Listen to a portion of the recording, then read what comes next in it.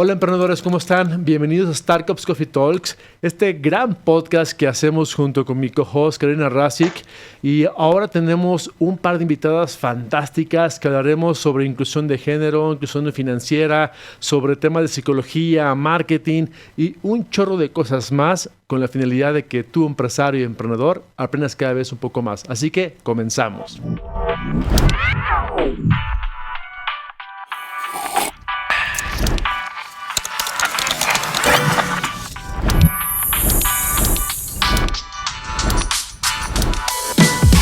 Bienvenidos a Startups Coffee Talks, el primer podcast diseñado por la incubadora y aceleradora de empresas Startups y conducido por Alejandro Lomas. Nuestro objetivo principal es conectar a más emprendedores con el ecosistema de innovación y venture capital en México, Latinoamérica y Silicon Valley, mientras disfrutamos juntos de una deliciosa taza de café. ¡Comenzamos! Muy bien, pues esto es Startups Coffee Talks. Yo le voy a dar primero la bienvenida a mi co-host Karina Rasic. Karina, ¿cómo estás? Bienvenida a Startups. Encantada de estar acá como siempre con dos amigas, con Ceci y con Cintia, y un podcast súper rico, interesante.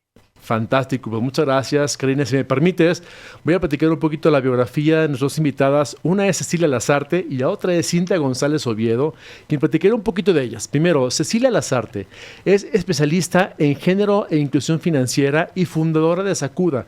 Cuenta con 20 años de trabajo desarrollando e implementando estrategias orientadas a incrementar el acceso de las mujeres al capital, así como su participación en el empleo y mercado. Ceci, ¿cómo estás? Bienvenida a Startups Coffee Talks. Hola, ¿qué tal? Buenas tardes, un gusto estar acá. Fantástico, Ceci, muchas gracias. Y también le doy la bienvenida e introducción a Cintia González Oviedo, quien es CEO and founder de Bridge the Gap y es coordinadora académica y profesora de la Universidad de San Andrés del programa Diversidad e Innovación. Es psicóloga con más de 15 años en marketing y branding. Trabajó también en violencia, en área clínica de investigaciones, en neurociencias aplicadas y en psicología positiva. Hoy combina todas estas áreas con foco en gestión de marcas desde la diversidad, el propósito y el DEI basado en evidencia. Bienvenida, Cintia, ¿cómo estás? Bien, muchas gracias, Ale. Hola, Cari, y hola, Ceci. Muy encantada de estar acá. Fantástico, muchas gracias a ambas. Y bueno, primero me gustaría, ya que dimos una pequeña reseña, muy breve por cierto, me gustaría que ahora fuera más extensiva. Y aquí va un par de preguntas para las dos. Primero me gustaría que me respondiera Ceci y luego Cintia, por favor. Pero aquí el tema es, ¿podrían presentarse un poquito más sobre ustedes y contarnos lo que realmente las motivó a involucrarse en el campo de las finanzas inclusivas, por favor? Antes que presentarme y contarle mis títulos, les cuento cómo fue un poco mi trayectoria, porque realmente llegué a las finanzas y más aún a las finanzas inclusivas un poco por casualidad, digamos. La vida me fue llevando, ¿no? Comencé trabajando en género, soy politóloga y estudié una maestría de desarrollo urbano. Digamos, mi core de preocupación en la vida era trabajar en relaciones de poder, estudiar relaciones de poder, entender cómo desarmarlas. Trabajé mucho en lo que es el sector de participación ciudadana, tanto en Londres como acá en Córdoba. Viví 10 años en Londres. Y desde esa experiencia es que empecé a visualizar las relaciones de poder desde la perspectiva de género, ¿sí? Y ahí empecé a profundizarme en esta vida y empezar como esta cantidad de años que dijeron que tengo de experiencia trabajando con género.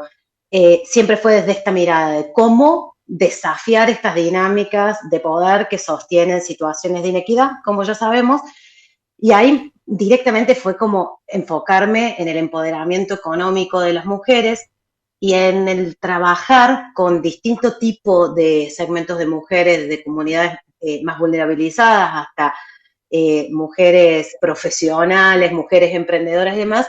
Me di cuenta que no podía trabajar empoderamiento económico si no abordaba las finanzas. Y fue como un desafío personal. Por eso digo también que fue muy natural, porque para mí género y finanzas inclusivas fue transitarlo personalmente, fue pasarlo por mi cuerpo, fue entender que necesitaba yo replantearme ciertas dinámicas de poder, yo replantearme cómo me relacionaba con el dinero y con las finanzas, Y lo de finanzas inclusivas vino específicamente, digamos, mi experiencia fue principalmente trabajando con proveedores de servicios financieros, instituciones financieras, inversores de impacto, ese tipo de perfil de organizaciones con los cuales yo trabajaba y todavía sigo trabajando desde esta perspectiva, cambios como, yo diría, no trascendentales, sino ajustes pequeños a cuestiones que ellos hacen en sus políticas de inversión, políticas de impacto, pensar productos para las mujeres, etcétera, pero siempre como innovaciones pequeñas a lo que ya vienen haciendo.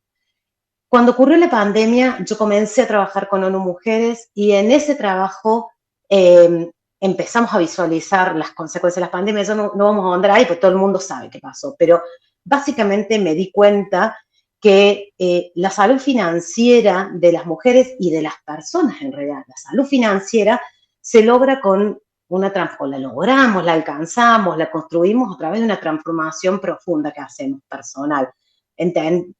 Esto de reflexionar cómo nos relacionamos con el dinero, qué queremos alcanzar a través del dinero, cómo el dinero se relaciona con nuestro objetivo de vida. Y por otro lado, que cuando queremos hablar de finanzas y de salud financiera para todos, la respuesta no es acceso, sino necesitamos de respuestas integrales.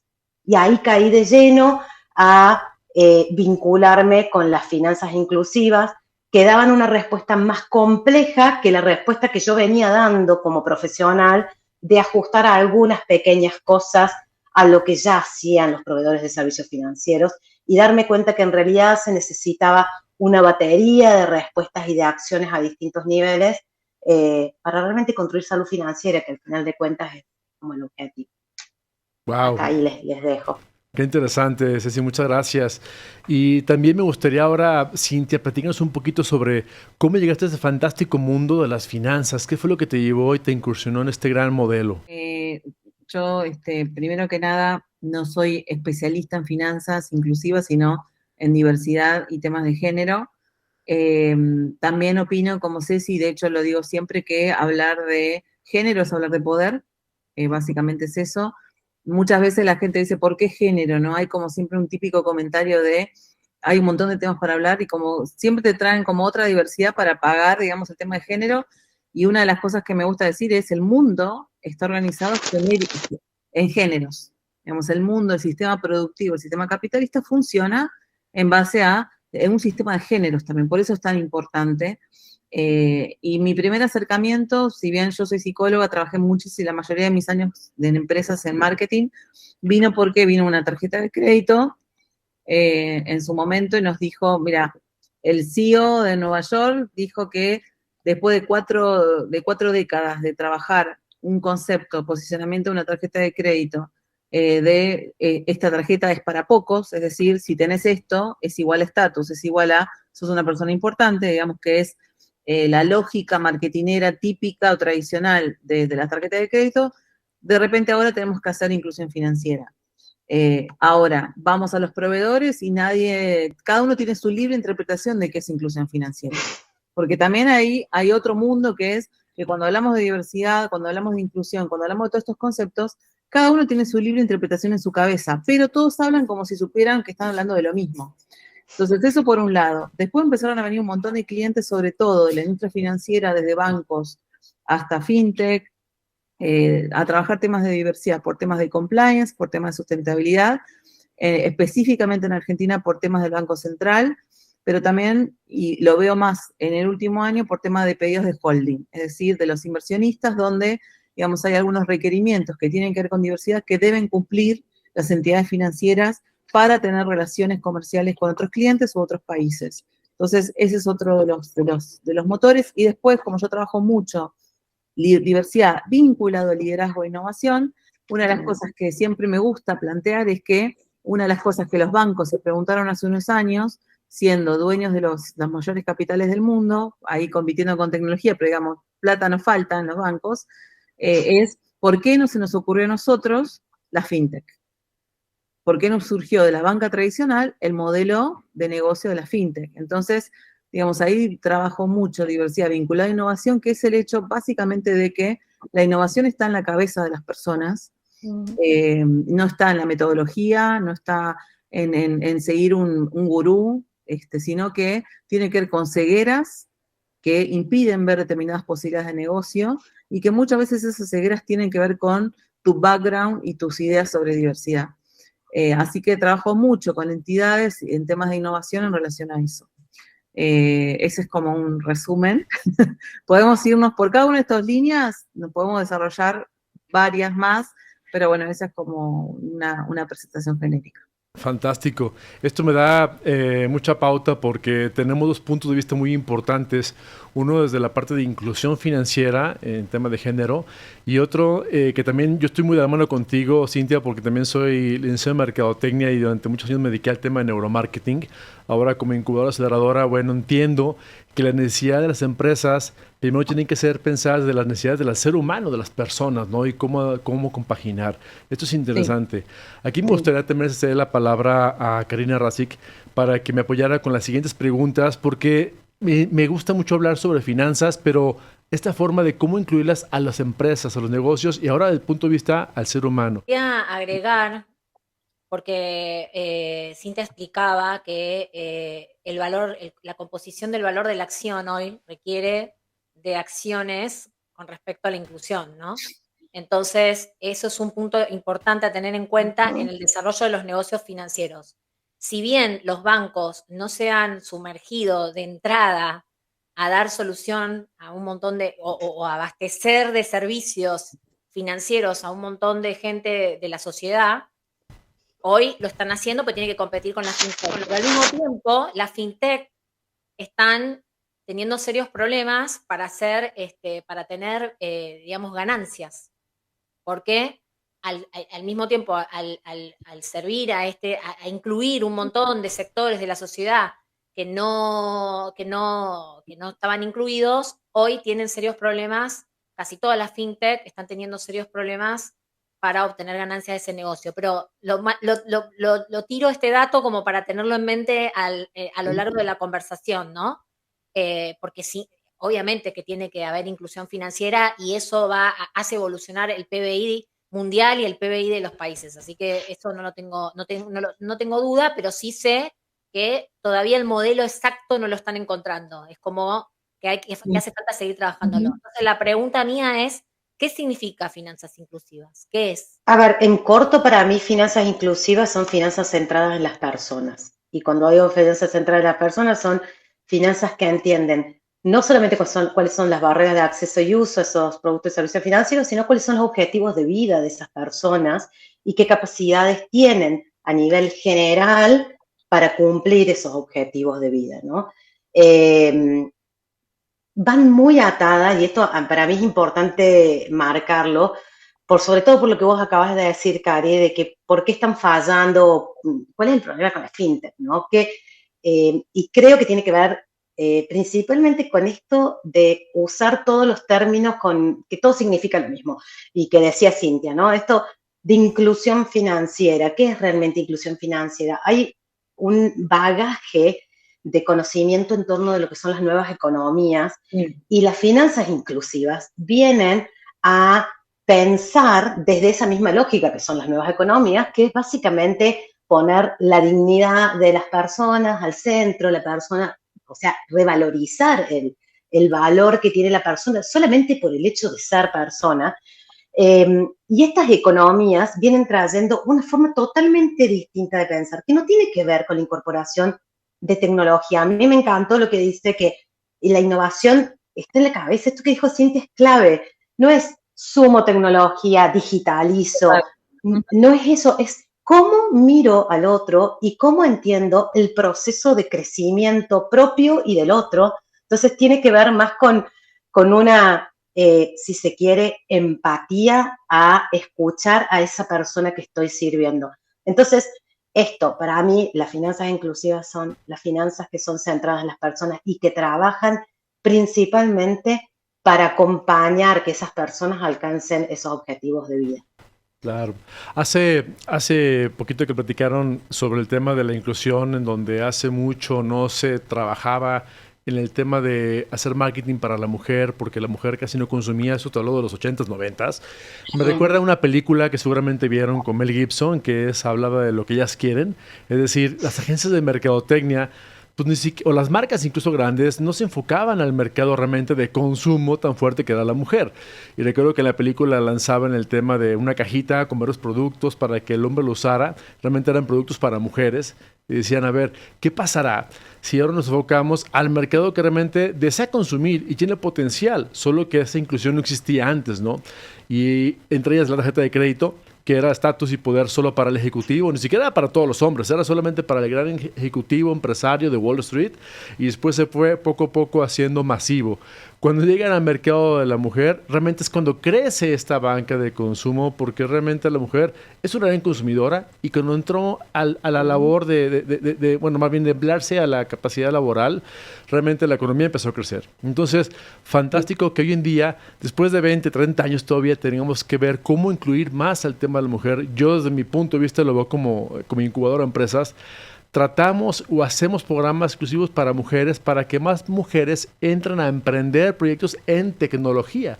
No solamente una empresa tradicional, sino en tecnología. Entonces, todo esto va de la mano, me suena fantástico. Y aquí me voy a mi siguiente pregunta, que es, ¿cuáles creen que sean los principales obstáculos o barreras que enfrentan las mujeres para acceder a servicios financieros en el mundo? Bueno, tomo tu pregunta, pero también me encanta escucharla, Cecilia. No quiero, digamos, quiero complementar ambas cosas. Y tu comentario también, Ale, que es un poco cómo funciona mi cabeza. O sea, te voy uniendo todo, digamos, y en primer lugar, en relación a esto de la incorporación de la mujer en la mercadotecnia, si querés, y cuando se habla de inclusión, a la gente le viene a la cabeza un montón de cosas que tiene que ver con el asistencialismo, ¿no? Es como que estás haciendo una ayuda o es un nicho. O es algo que, y te digo porque yo cuando trabajo con líderes, trabajo yo con CEOs de compañías y demás, yo les muestro casos de negocios concretos, no solamente teoría, sino, mirá, entonces me quedo con esto de que decía Ceci de las personas, porque se habla mucho de esto del consumo centrado en las personas, de la experiencia centrada en las personas, pero cuando vos hablas de perspectiva de género, a la gente le viene en la cabeza feminismo, ideología, etcétera, un montón de cosas, y se va como yo digo, siempre digo, se van acá, ¿no? Y el negocio está acá. Entonces no conectan. Mi trabajo es conectar las dos cosas. Entonces, cuando te lo reformulo y en vez de hablar de perspectiva de género, de inclusión, te hablo de usuarios. Hoy es un momento donde las audiencias se habla de una hiperfragmentación que nunca existió en la historia. Entonces, así como yo hablaba con el CEO de un banco, que me decía, mira, yo necesito gente que piense en la tasa de natalidad de las mujeres está aumentando y Latinoamérica es el continente que más rápido está aumentando el decrecimiento de la tasa de natalidad. Cada vez va a haber menos nuevas personas, menos aportes en el sistema productivo, la gente vive más y más déficit en las jubilaciones en todo el mundo. Con lo cual, yo necesito gente que esté despejada ideológicamente de que diversidad tiene que ver con estos temas, porque necesito gente que piense en productos y servicios para ese mundo donde las mujeres cada vez quieren tener menos hijos, cada vez va a haber más jubilados.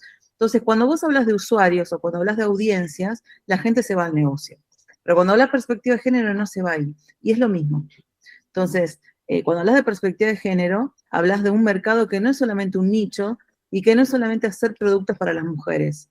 Te doy un ejemplo de la industria automotriz. La cerveza y los autos siempre se vendían con la chica en bikini. Yo me crecí, digamos, con esa imagen de la chica en bikini, y lo digo porque vengo de trabajar con una empresa de consumo masivo en Centroamérica que vende bebidas alcohólicas. Ese tipo de modelo de marketing que le hablaba a determinado consumidor es el consumidor que vos estabas mencionando. Sin embargo, Fiat, hace ya más de 20 años, dice, el 80% de las decisiones de quién compra el auto familiar son las mujeres. Más allá de que nosotras no tengamos el mayor capital, el capital está en manos de los hombres a nivel mundial, la que decide qué auto se compra es la mujer. Entonces tenemos que reformular todo. Ya no es un nicho donde yo elijo si le vendo a la mujer o no, sino que es mi cliente principal. Y esa falta de marketing, digamos, tiene que ver con los sesgos de las personas y las creencias. Entonces, volviendo a tu pregunta inicial, creo que uno de los principales obstáculos respecto a los temas de finanzas inclusivas y en ese sentido a cómo pensamos los mercados, tiene que ver con las creencias de las personas equivocadas al respecto de estos temas. Donde el primer obstáculo es el capital simbólico. Para mí, trabajar finanzas inclusivas o trabajar, no sé, yo quiero empoderar a una mujer o a un grupo de mujeres. Yo estoy trabajando ahora en un proyecto cripto para toda Latinoamérica con respecto a esto. Y la principal dificultad no es, mira, tenés que hacer esto, te capacitas en herramientas técnicas, sino que el principal obstáculo a nivel cabeza, de vuelta volviendo a la cabeza, es simbólico. Cuando vos pones el valor a tu trabajo, vos estás poniendo un valor a tu propia persona, valor tiene que ver con tu autoestima. Y las mujeres hemos sido socializadas en siempre ir a menos, digamos, no levantar el perfil, digamos, ser humildes, si te negocio no te negocio tanto, y si negocias mucho, sos mal percibida por el resto. Entonces hemos recibido todo el tiempo interacciones negativas respecto a negociar y respecto al valor. Con lo cual, primero hay todo un capítulo que tiene que ver con trabajar el capital simbólico y después es como lo que hablamos de innovación. Yo te puedo dar la metodología, las metodologías ágiles, pero si en la cabeza no está preparada, como pasa en un montón de empresas, hacen un sprint de 2 semanas para proyecto y después todo sigue igual, porque la gente sigue trabajando igual. Y lo mismo con las finanzas inclusivas. Vos le podés dar un coach a una mujer o trabajar finanzas en una empresa y después todo sigue igual, porque lo que no se modifica es la estructura y la estructura simbólica.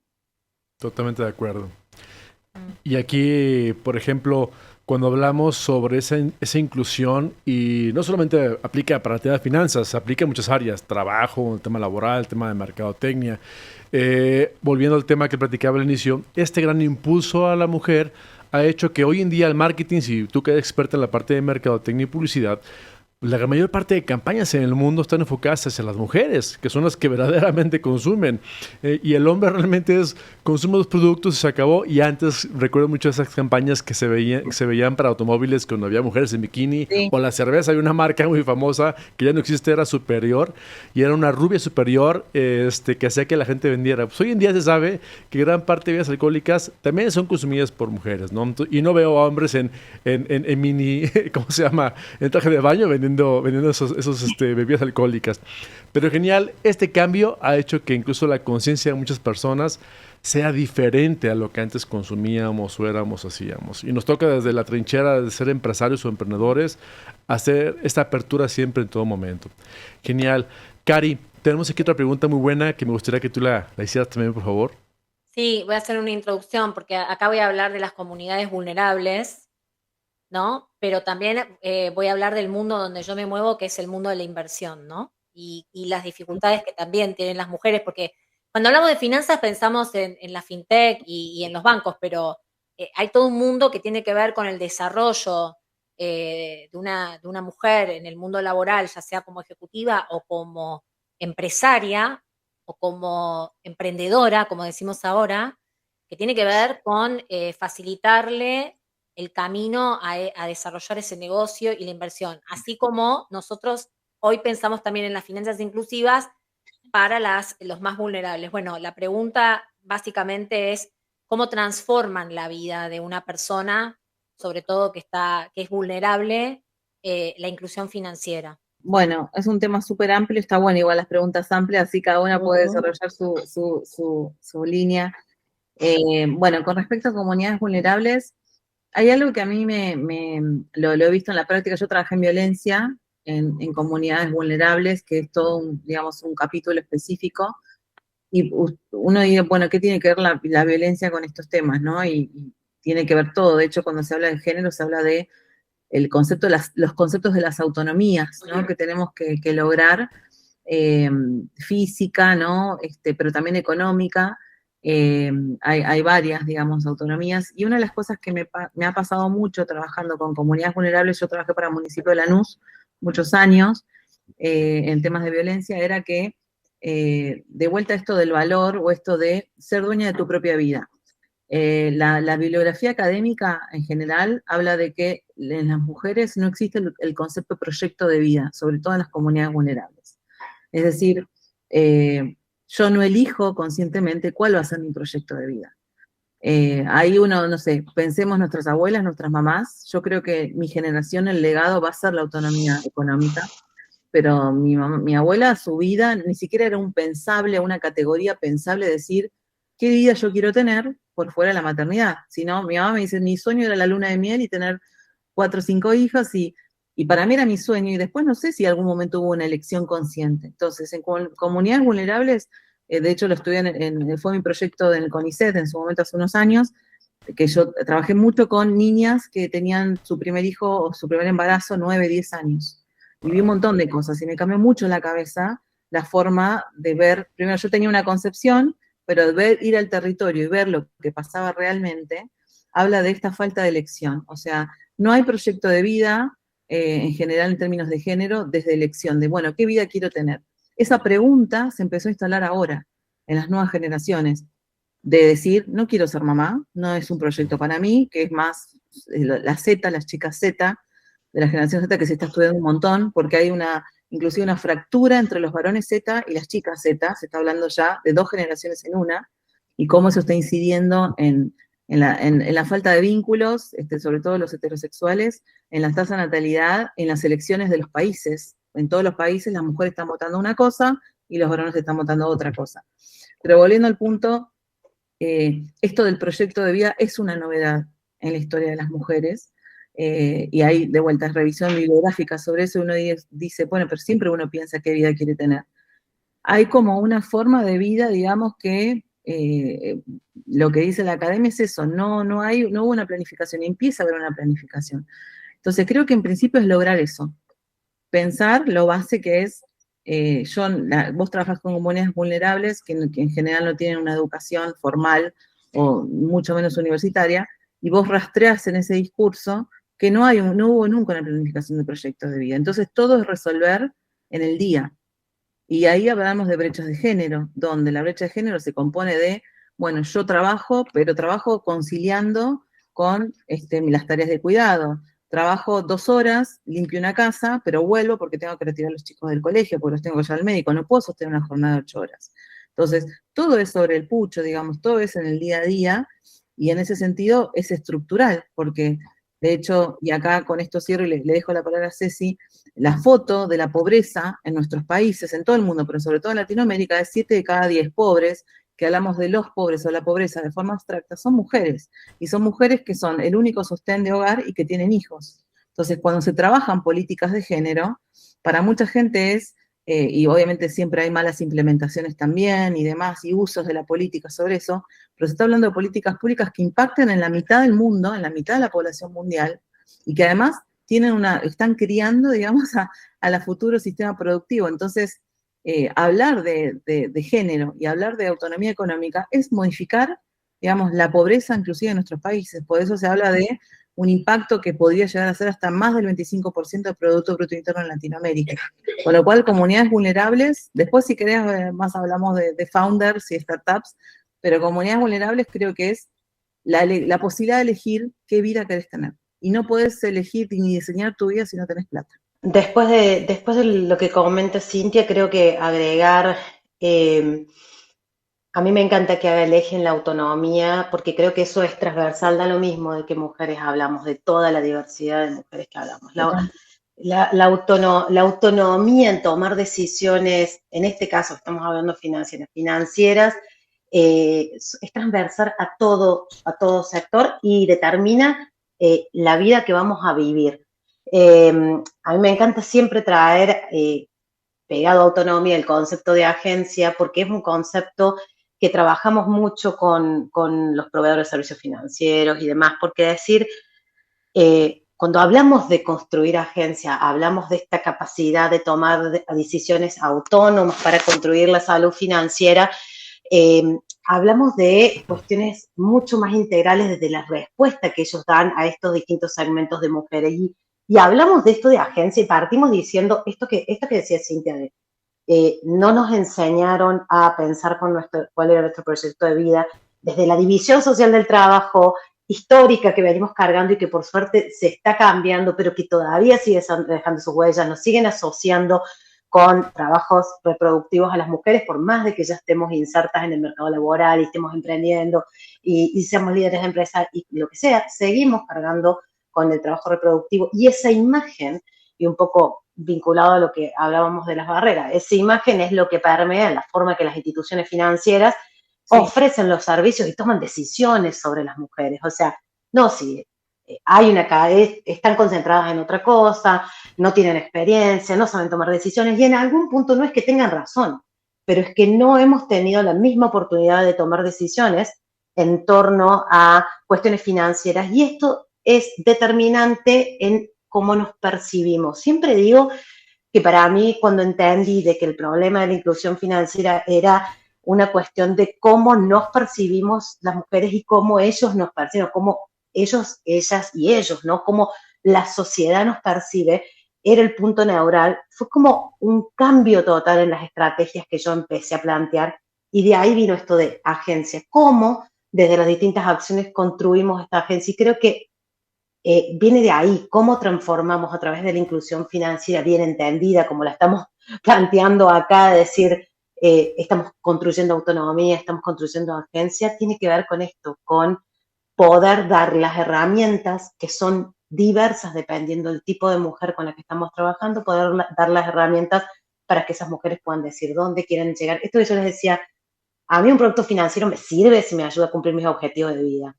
Y yo muchas veces no supe contestarme qué quería. Y yo no supe con todas mis herramientas. Total. Entonces, creo que ese juego hay que plantearlo todo el tiempo y es como que el impacto viene a nivel personal y después se riega con crecimiento económico y demás. Pero hay todo un trabajo de romper estos pactos de dónde estamos sentadas las mujeres, dónde están sentados los hombres y qué debemos querer y no querer por estar a donde estamos. Sí, y una cosa que te quiero complementar es que pasa mucho esto de, no sé, vamos a hacer productos para las mujeres. ¿Viste? Como si las mujeres, estamos hablando de un mundo hiperfragmentado y las mujeres son un bloque. ¿Viste? Y es como, ¿de qué mujeres estamos hablando? ¿De qué nivel socioeconómico? ¿Qué herramientas? O sea, y todas esas preguntas no están. Y lo digo porque, no sé, tenés desde tarjetas de crédito Women, por ejemplo, donde, bueno, ¿qué mujer estás pensando? ¿A quién le estás vendiendo? Y no están esas preguntas segmentadas. Y te pongo un ejemplo que saliendo del mundo financiero, el sistema de salud, que me gusta siempre poner. El sistema de salud, la obra social, digamos que vos pagás, te ofrece un montón de cosas para recuperar tu cuerpo cuando vos tenés un bebé. Vos tenés un bebé, tenés si hablamos de la experiencia del usuario en el sistema de salud, la mujer en el sistema de salud, tiene toda una experiencia donde te ofrecen hasta yoga, digamos, masajes en el perineo, no sé, un montón de cosas. Tenés el bebé y hay un vacío absoluto. Y ahí aparece la obra social y te ofrece las cremas, el spa y demás, pero el gran problema de las mujeres que tiene que ver con la salud mental después de que tienen a un hijo, no hay un servicio de salud, y estamos hablando de salud. Entonces, la forma de pensar los targets y las audiencias está en crisis, porque la mente de las personas que piensan en los segmentos no generó innovación, y son la gente que estudió en los 80, en los 70 marketing, a lo máximo en los 90, siguiendo algún gurú. Pero después piensan que los temas de diversidad son temas ideológicos. Entonces, hay un enorme te digo porque trabajo en esto, de poca gente pensando en términos de diversidad, en términos de negocio, y por otro lado, digamos, oportunidades perdidas donde se generan productos y servicios para un mundo que ya no existe. Esto me recuerda a una mentoría que siempre damos en Startups para emprendedores y les preguntamos, oye, perfila tu mercado. ¿Quién es tu mercado meta? Y me dicen, no, pues todo el mundo lo puede consumir. Digo, no. Ve esta pregunta que acaba de hacer, incluso como hombre es complicado responderla porque tiene razón. Cuando decimos, vamos a hacer una inclusión para la mujer en temas de tal cosa. Oye, pero ¿qué tipo de mujer? Tienes toda la razón ahí. Porque, por ejemplo, todos tenemos alguna amiga o algún familiar mujer que es madre soltera, que tiene 1 o 2 hijos en la escuela, que tiene que trabajar porque el marido ya no le apoya o falleció el marido, cualquiera de las cuestiones que puede pasar. Y es el reto doble, porque ¿cuántos padres se hacen cargo de sus hijos? La realidad es que es 1 en 2 millones, ¿no? Las mujeres son las que se hacen cargo de esa cuestión. Sí. Es quien está en la casa y aparte tiene que trabajar y aparte tiene que hacer miles de cosas. Entonces, para entender bien este mercado, ¿qué es lo que vas a incluir? No una mujer, es qué tipo de mujer, qué situación tiene este tipo de mercado que estás buscando, ¿no? Para enfocarte. Y eso es donde viene el tema de Design Thinking, empatía. Vamos a entender qué problema tiene este mercado o semimercado o mini mercado que estoy atacando para poder ayudar. Si no, en global no funciona nada. Y aquí me lleva una pregunta interesante que me gustaría enfocarme es, ¿qué papel juega la educación en finanzas y en tecnología, porque para el desarrollo de la mujer en general, ya no me voy a ir tan especializado, porque un problema importante es, si vemos que ya la mujer tiene una sobrecarga en muchas actividades, como ahorita lo comenté, ¿qué pasaría si pudiéramos darle una herramienta a la cual pudiera tener un emprendimiento, por ejemplo, en tecnología, que desde su casa pudiera trabajar sin tener que salir a una oficina y perder tiempo en trayecto, ¿no? ¿O qué pasaría si supiera más finanzas y pudiera hacerse inversionista y poder recuperar dinero de ahí? Me gustaría preguntarles a ustedes, dos mujeres expertas en el tema, ¿cómo ven el tema de la educación de las finanzas y la tecnología para el término de esta inclusión que podamos hacer mejor? Bueno, a ver, inclusión financiera sin educación financiera es casi, casi imposible.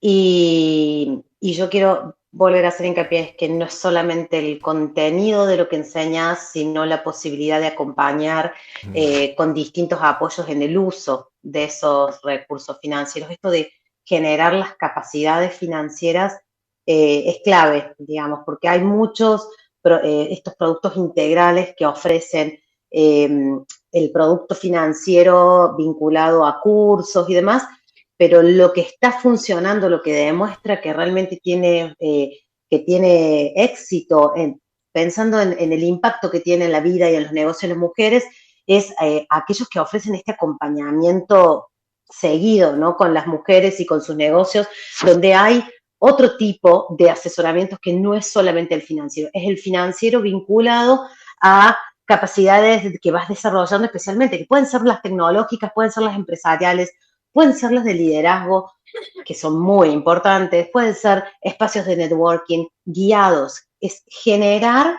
la práctica de poder tomar o generar esos espacios cuidados para hacer esa práctica y para tomar decisiones.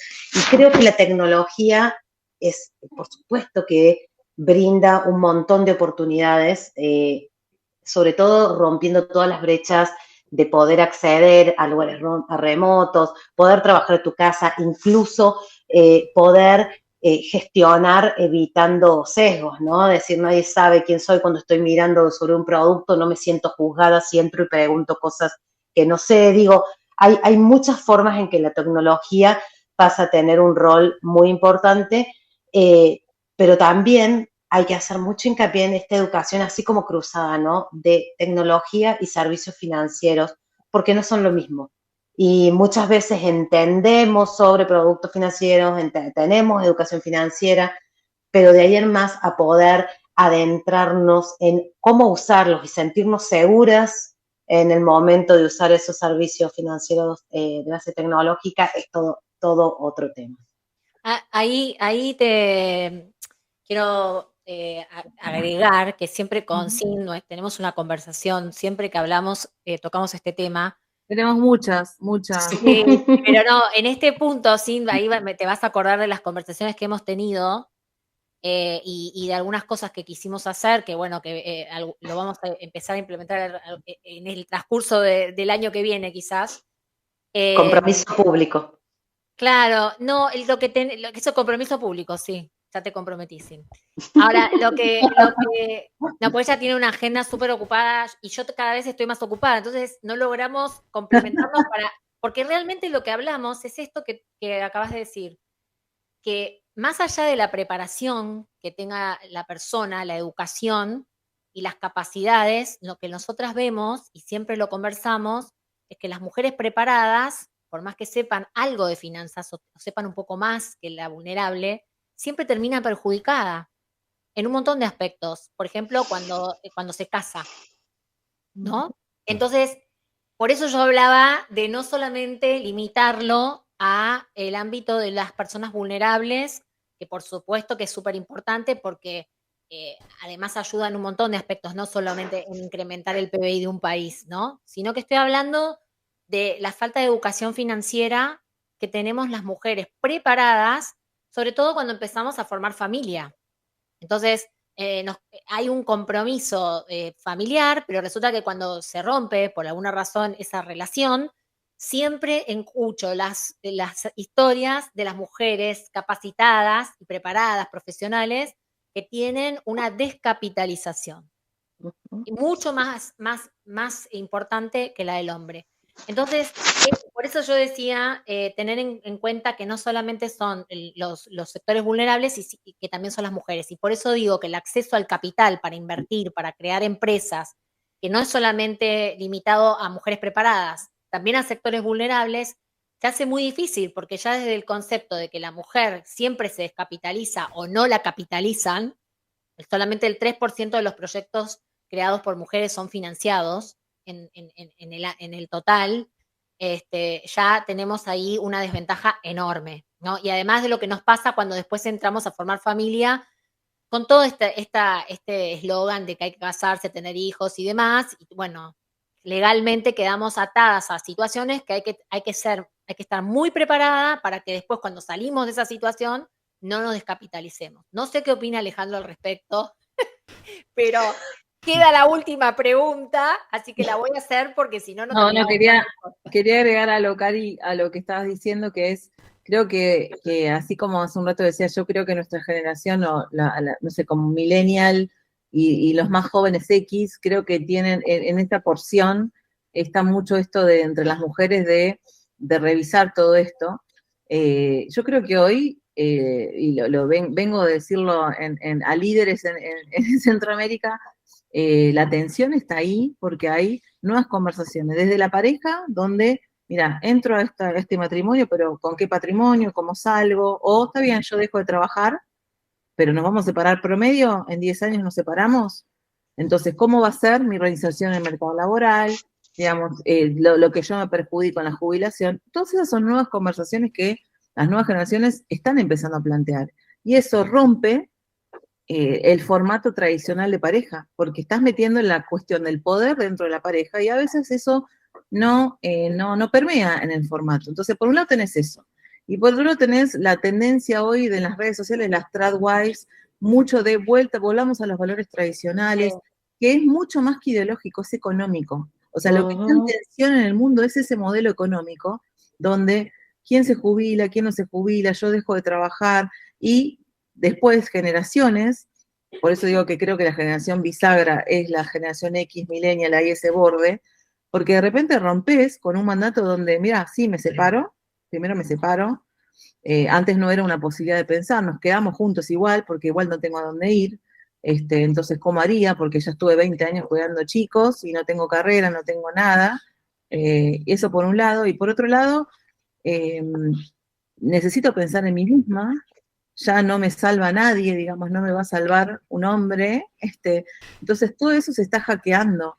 Y por otro lado tenés la puja de los valores tradicionales, de que era una mujer tradicional, se habla de la manófera en las redes sociales, donde busco una chica así, determinada, y acá lo cierro con esto, que en términos de género, estamos seteadas por el amor. Entonces es como que me olvido de todo y no pienso eso porque eso entra en contradicción con el amor, como me pasó cuando, no sé, mi hermana se casaba y le digo, ¿vas a poner el patrimonio tuyo de la casa que tenías de soltera? No, vamos a ir 50 y 50. Es decir, confundir que por el amor, digamos, yo tengo que sacrificar patrimonio porque si no, no amás. Entonces, esas conversaciones se están separando y es necesario, y ahí está la tensión, las tensiones que hay desde el mundo privado, doméstico, hasta en las lógicas económicas que se están planteando, ¿no? ¿Qué innovaciones actuales en el ámbito de las finanzas inclusivas están teniendo un impacto positivo? Porque hablamos al principio de este podcast de las dificultades que hay, por eso lo quiero enlazar para ya ir viendo esas nuevas, lo nuevo que está apareciendo o dentro de lo que hay, qué es lo que, bueno, algo Ceci adelantó recién, ¿no? Estos acompañamientos que se tienen que hacer en la comunidad, pero bueno, en general, ¿qué están viendo ustedes? A mí me gustaría destacar las alianzas, y esto porque lo venimos hablando, creo que lo mencionó Cintia antes, o no, vos, Cari, con esto de la fintech, no volver ahí. Las alianzas que se están dando entre fintech y microfinancieras o fintech y cooperativas las veo como esperanzadoras, porque se están sentando a la mesa a conversar cada uno desde su expertise, ¿no? Las microfinancieras desde esta experiencia de acompañar a ciertos sectores que de otra forma no estarían siendo incluidos y desde este acompañamiento integral. Y la fintech trayendo, la expertise tecnológica que ellos tienen y tratando de buscar soluciones en colaboración. O sea, a mí me parece esperanzador la palabra colaboración entre estos dos sectores, esto me gustaría destacarlo. Si bien mucho que decir con la fintech, porque ellos tienen como muchos datos y mucha capacidad de análisis, pero todavía no se están haciendo las preguntas que se tienen que hacer y no tienen tiempo de hacérselas porque la fintech además, digo, no se deben hacer el tiempo, pero al ser startups, algunas de ellas, o por lo menos las que yo he estado trabajando, el nivel de trabajo no les permite tal vez profundizar en cuestiones que instituciones financieras ya más asentadas tienen como un espacio para profundizar, lo cual es una lástima porque ellos tienen la velocidad y la agilidad para cambiar y tienen los datos para hacerlo. Pero bueno, hay ahí un trabajo que hacer y creo que estas vinculaciones que se dan con otras realidades como las cooperativas o como las microfinancieras es un abrir de ojos para estas instituciones. Eso por un lado.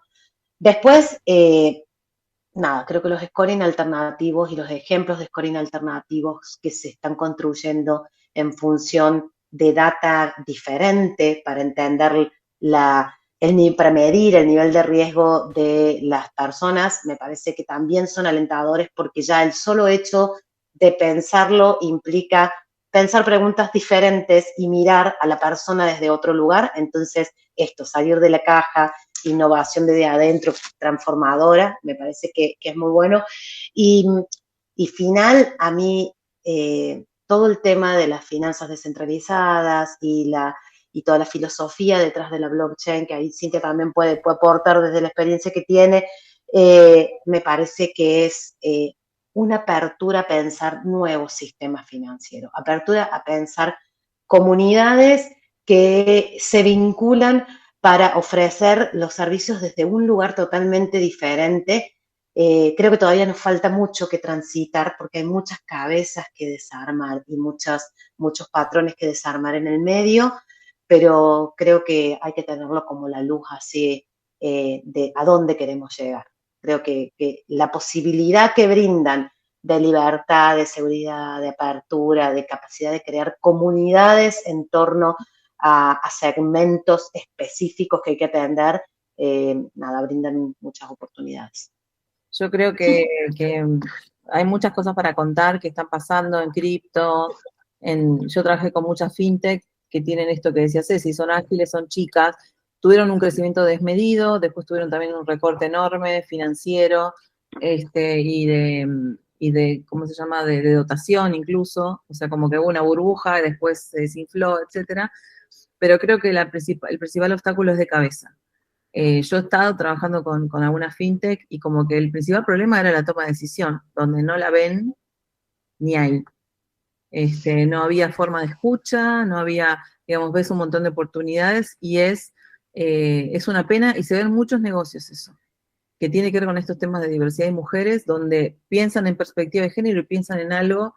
Por suerte hay como otras posibilidades, como por ejemplo esto que les contaba de las criptos, donde yo no soy experta en cripto para nada, pero sí en perspectiva de género aplicada. Y hay gente que no sabe ni con qué se come la perspectiva de género, piensa que es hablar de mujeres. Entonces, volvemos a esto de lo conceptual. Cuando vos no entendés los conceptos, y por ejemplo, cómo esto está impactando en la industria farmacéutica, en la industria automotriz, o está modificando la forma de pensar productos y servicios, cuando la gente no tiene la formación o piensa en perspectiva de género solamente en términos sociales, en términos tipo ONG, y no del negocio, creo que hay un montón de oportunidades perdidas realmente. Hoy lo veo así. He estado en reuniones donde no había caso y vos decís, qué pena, porque son dos personas con mucho poder que están bloqueando la innovación dentro de la compañía y no se dan cuenta. Mientras hablan de innovación y mientras hablan de founders y de traer capital, cuando podrían traer capital haciendo muy pocas cosas, digamos. Y después cuando tenés el caso, porque además hasta que vos no lo demostrás, no te lo creen. Ahora traes el caso y no lo pueden creer. Entonces, es la misma pregunta que se hace hoy la banca tradicional de por qué a nosotros no se nos ocurre la fintech. Hoy están en puja, digamos, con la fintech, bloqueándose mutuamente, ¿no? Con el poder, están bloqueando un montón de cosas. Pero bueno, ¿por qué no se nos ocurrió a nosotros? Porque de vuelta, es la cabeza de las personas el problema. Fantástico. Pues creo que esto nos ha dejado un buen sabor de boca, chicas, tanto Cintia como Cecilia. y por supuesto también a Karina. Hoy hablamos mucho el tema de inclusión financiera, inclusión de género y cómo incursionarlo en estos nuevos ámbitos y esta nueva era que ya es para todos. Y nos hicieron saber algo importante. Si vas a hacer un tipo de inclusión financiera o de género para la mujer, qué tipo de mujer, en qué situación y cómo, para estar más adecuadamente.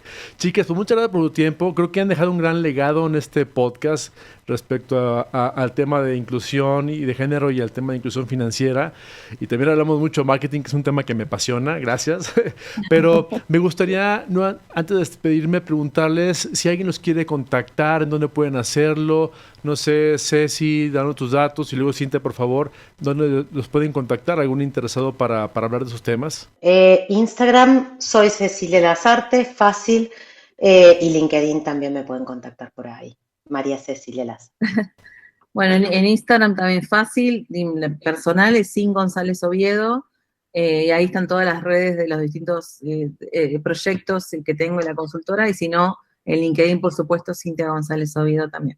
Fantástico. Pues como siempre decimos, gracias por haber agregado valor a este podcast y a nuestra comunidad de emprendedores y empresarios que nos escuchan y nos ven. Así que, chicas, pues muchas gracias por su gran tiempo, por su gran dedicación a esta sesión de casi 50 minutos, poquito más, para platicar de finanzas, innovación, tecnología, emprendimiento e inclusión hoy en día. Muchas gracias por su tiempo y a ustedes, amigos, gracias por participar en este gran podcast, emprendedores o empresarios. Y nos vemos en la siguiente edición de Startups Coffee Talk. Hasta luego y que tengan un excelente día, mañana o tarde. Gracias.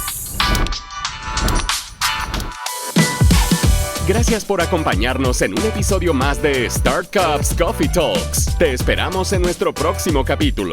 Regístrate gratis en nuestra plataforma online, startcups.com, donde podrás incubar y acelerar tu startup con los mejores cursos de capacitación para emprendedores, mentorías en vivo y hasta desarrollar tu pitch deck para levantar capital en nuestra red de inversionistas. Startups. Innovation starts with a cup of coffee.